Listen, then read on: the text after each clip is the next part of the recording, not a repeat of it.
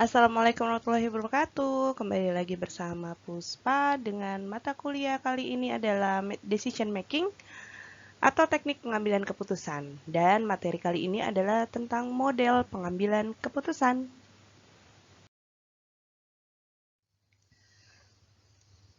Masalah dan keputusan. Menemukan masalah itu adalah satu hal, namun penyelesaiannya membutuhkan ketersediaan berbagai alternatif jalan keluar. Keputusan untuk memilih alternatif sebagai jalan keluar adalah hal yang lain. Nah, ada kasusnya adalah biaya parkir yang mahal membuat pengunjung itu enggan datang ke gerai perusahaan.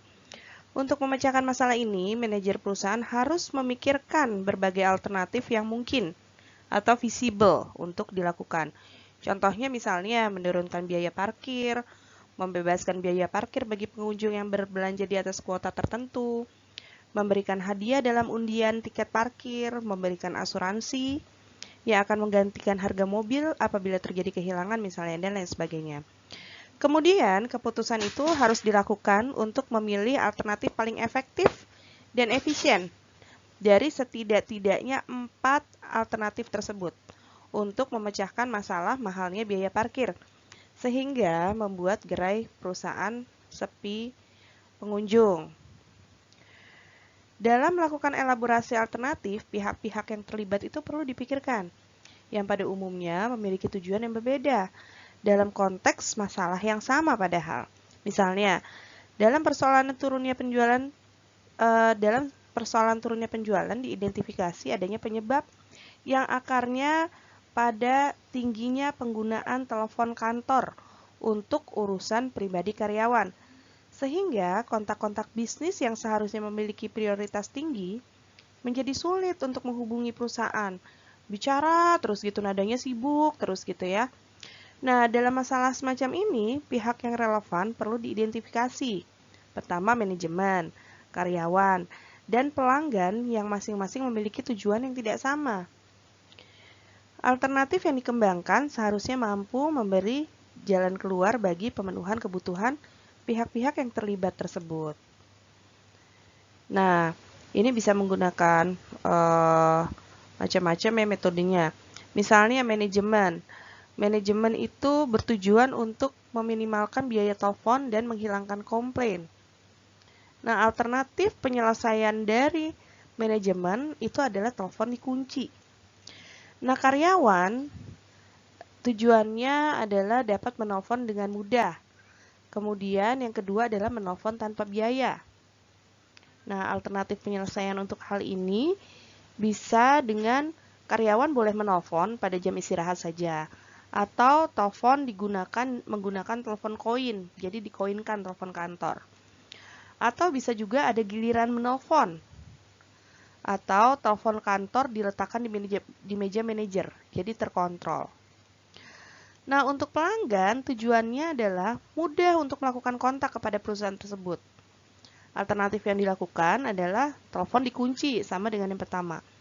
Alternatif berikutnya adalah menambahkan line telepon, jadi lebih banyak, jadi tidak sibuk terus. Atau sistemnya dirubah menjadi PABX, ya.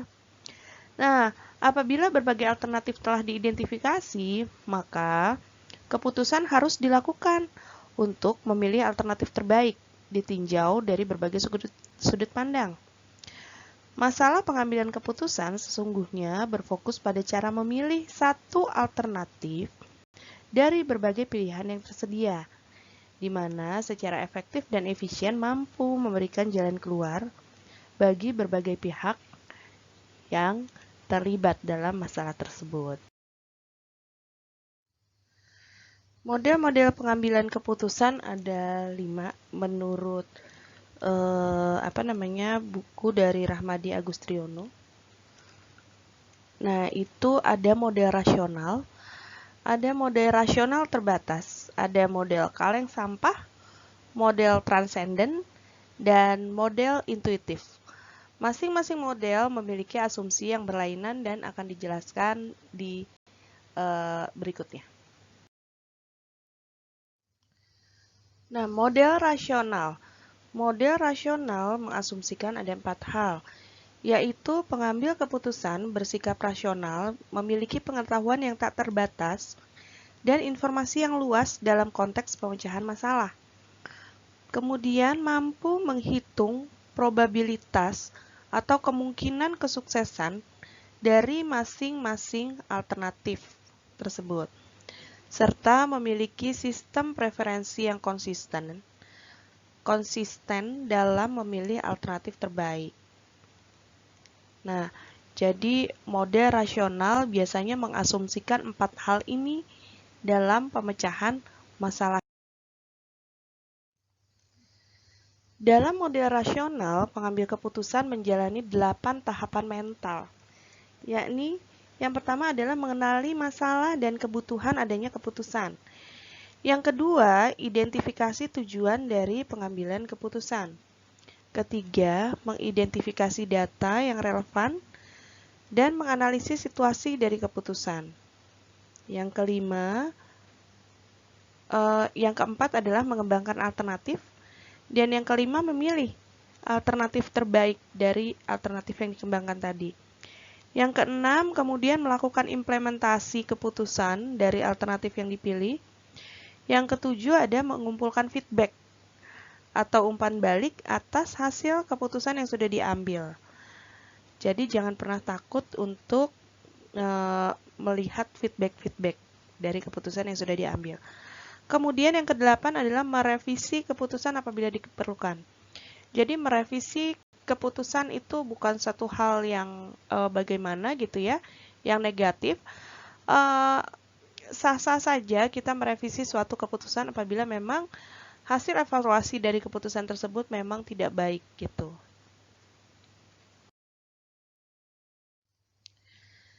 Nah, model rasional terbatas ini karena menurut Herbert Simon tidak ada manusia yang seperti itu gitu, yang memiliki begitu sempurnanya dalam mengambil keputusan dan selalu konsisten gitu. Karena menurut Simon mereka itu atau manusia memiliki sistem preferensi yang tidak selalu konsisten. Pengetahuan dan informasi yang dimiliki pada umumnya juga terbatas, kecuali apabila dimensi waktu dibiarkan tidak berhingga sehingga sesungguhnya pengambil keputusan hanya mampu mengambil keputusan yang bersifat cukup memuaskan. Nah, keterbatasan rasional ini dalam teori pengambil keputusan dinamakan bounded rationality dan menyebabkan pengambil keputusan mengambil alternatif paling memuaskan yang pertama kali terlintas di dalam pemikirannya. Keputusan ini tidak mempedulikan kenyataan bahwa pemahaman pada realitas itu terbatas. Nah, pengambil keputusan juga merasa nyaman mengambil keputusan tanpa mengembangkan alternatif dan mengambil keputusan dengan rule of thumb atau hukum jempol, atau bisa juga sebagai keputusan yang heuristis atau heuristik. Nah, tapi keputusan ini juga bisa berakibat fatal gitu ya. Nah, ini ada cerita yang nanti akan saya ceritakan di slide berikutnya bahwa keputusan heuristis itu dapat berakibat fatal. Dalam keputusan heuristis, pengambil keputusan dibedakan ke dalam 2 golongan. Ya, yaitu di mana bergantung pada gaya kognitifnya. Yang pertama yaitu mereka yang left hemisphere, cenderung menggunakan belahan otak kiri. Dan yang kedua mereka yang right hemisphere, cenderung menggunakan belahan otak kanan.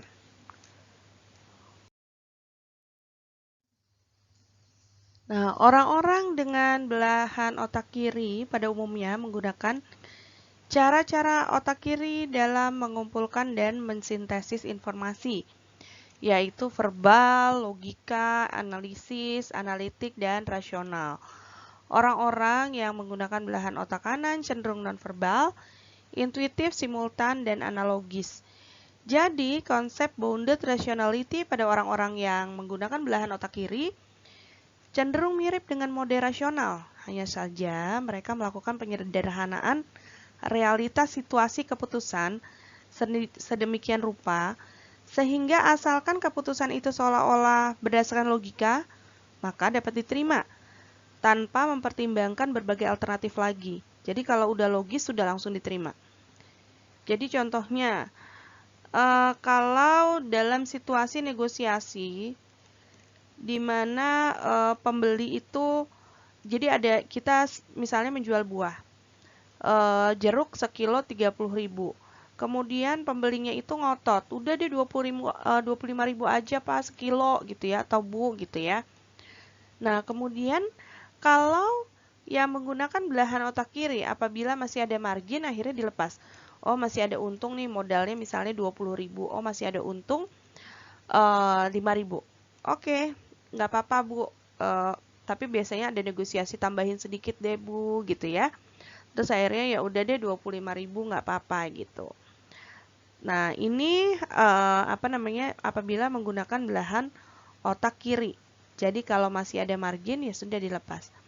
Sementara itu, konsep bounded rationality pada pengambil keputusan yang menggunakan belahan otak kanan dilakukan melalui analogi terhadap situasi yang dianggap mirip yang pernah dialami.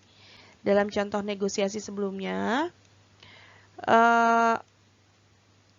pengguna belahan otak kanan akan mencari analogi situasi keputusan ini dengan yang mirip. Nah, kalau dulu waktu dikasih 25.000, akhirnya semua orang mau beli buahnya harganya 25.000. Jadi nggak nutup nih kalau terus-terusan begini gitu. Akhirnya kalau berdasarkan belahan otak kanan, akhirnya nggak boleh Bu, harus 30.000 gitu ya. Jadi nggak bisa. Jadi dalam situasi negosiasi biasanya si pengambil keputusan akan membuat analogi bahwa memutuskan tuntutan pihak lawan itu merupakan alternatif terbaik atau alternatif yang tidak baik gitu. Jadi ini berdasarkan pengalaman aja atau analogi sebelumnya. Jadi bisa jadi kalau analogi sebelumnya bahwa ya udah dengan memberikan diskon 5.000 tadi, pembeli jadi lebih banyak. Akhirnya udah Bu nggak apa-apa, tapi besok ajak temennya ya Bu ya. Beli yang banyak, jadi sudah berpikir volume. Nah, ini berdasarkan pengalaman. Kalau tidak pernah berpengalaman begitu, pasti ditolak gitu ya. Nah, akhirnya dia akan menerima tawaran pihak pembeli dengan harga yang diminta dengan margin keuntungan yang tentu saja terbatas.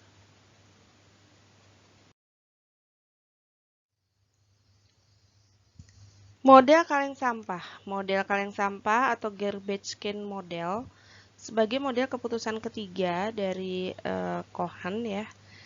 Ini tidak memedulikan hubungan keteraturan di antara masalah yang terjadi, solusi yang ada dan pelaku serta alternatif. Namun menjelaskan bahwa pengambil keputusan dalam sebuah perusahaan itu bersifat acak atau random, tidak sistematis. Hal ini mirip dengan seseorang yang mengambil sesuatu dari dalam kaleng sampah. Jadi di mana dia bisa memperoleh sesuatu tanpa terduga. Jadi kalau ngambil kan di tempat sampah tuh random. Jadi nggak tahu keambil tutup botol, keambil kertas dan lain sebagainya gitu ya, nggak bisa milih. Nah, model keputusan semacam ini di Indonesia banyak dilakukan oleh para eksekutif dengan bantuan penasehat spiritual. Biasanya. Jadi ada penasihat spiritual seperti Abdullah Assegaf, itu merupakan guru spiritual buruan pejabat dan artis. Nah, jadi lebih kepada meminta bantuan kepada guru spiritual atau bantuan penasehat spiritual. Model transenden tidak pernah ditemukan di dalam referensi pengambilan keputusan yang pernah ada. Tapi dalam kenyataannya model ini banyak dilakukan oleh sebagian umat Islam atau umat beragama lainnya di seluruh penjuru dunia dalam mengambil keputusan. Transenden mengandung arti di luar sistem yang ada atau di luar sistem yang dibicarakan. Pengambil keputusan yang memiliki informasi dari objek yang berada di luar sistem yang dibicarakan memiliki kemampuan tembus pandang ke masa depan di mana akibat keputusan yang dilakukan terjadi. Oleh karena itu, dia akan mampu membuat keputusan yang tepat hari ini. Pada hakikatnya, model ini berbeda dengan model kaleng sampah. Pada model kaleng sampah, seseorang pengambil keputusan mempercayai apa yang dikatakan penasihat spiritualnya dan melakukan apa yang dikatakannya. Kalau jelek-jelek, bagus-bagus, diambil, diputuskan, tidak gitu ya.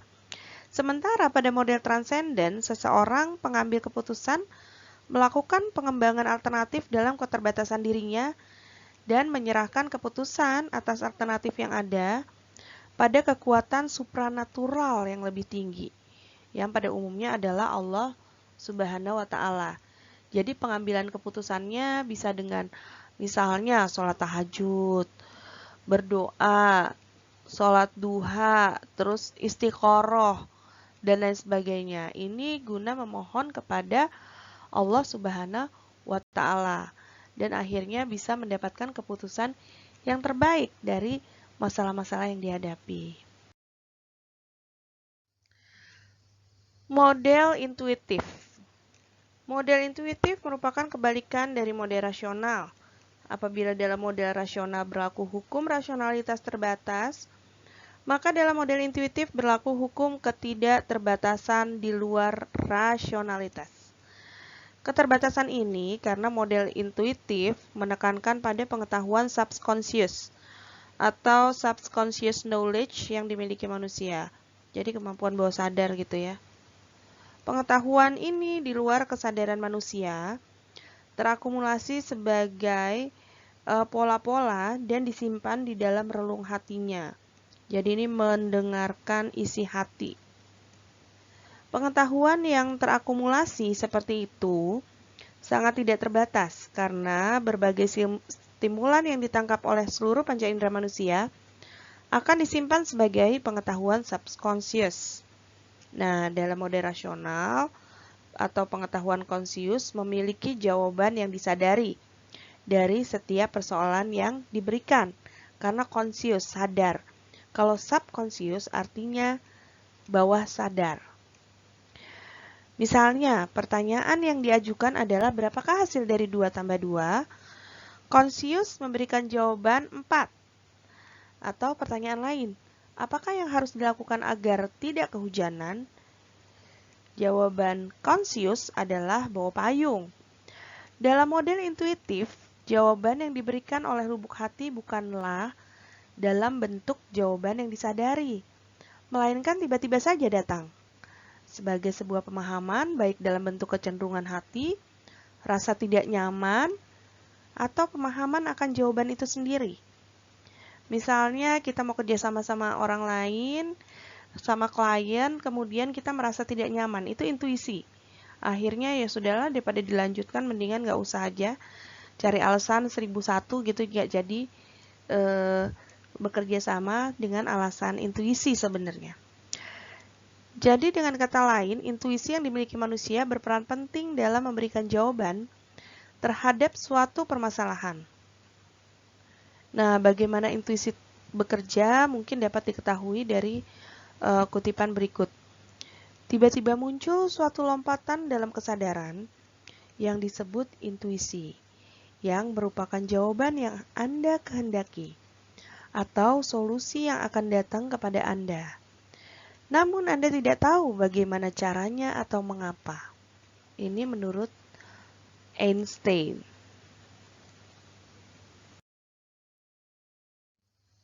Taksonomi pengambilan keputusan. Pengambilan keputusan tunggal atau berkelompok. Nah, jadi mode rasional diterapkan karena memiliki validitas eksternal internal paling tinggi jika dibandingkan dengan model pengambilan keputusan lainnya. Artinya, siapapun dengan teknik yang sama akan memberikan keputusan yang nyaris sama dan model rasional memiliki kriteria keputusan paling pasti. Namun tidak berarti memberikan keputusan yang paling baik. Taksonomi pengambilan keputusan dilihat dari situasi yang dihadapi pengambil keputusan di mana definisi situasi ini dijelaskan dalam lingkup di bawah ini. Jadi, ada pengambilan keputusan tunggal atau berkelompok. Biasanya situasinya situasi keputusan berhadapan dengan alam dan memiliki 3 pendekatan. Situasi pasti, tidak pasti, dan di bawah resiko. Kemudian berikutnya, situasi keputusan berhadapan dengan 3 pendekatan situasi. Win-win, win-lose, dan segregatif. Yang ketiga, situasi keputusan dengan tujuan jamak. Ya, dan berikutnya pengambilan keputusan kompleks. Lalu pengambilan keputusan intuitif dan pengambilan keputusan transenden. Nah, yang kedua adalah pengambilan keputusan berkelompok. Metodenya adalah Delphi. Kesemuanya ini akan dibahas pada kuliah-kuliah berikutnya setelah ini. Terima kasih. Terima kasih telah menyimak materinya. Berikutnya adalah materi mengenai pengambilan keputusan lawan alam, yaitu situasi pasti, tidak pasti, dan di bawah resiko. Jangan lupa untuk menonton video berikutnya atau mendengarkan materi berikutnya, dan jangan lupa like, komen, dan juga subscribe di bawah ini. Terima kasih. Wassalamualaikum warahmatullahi wabarakatuh.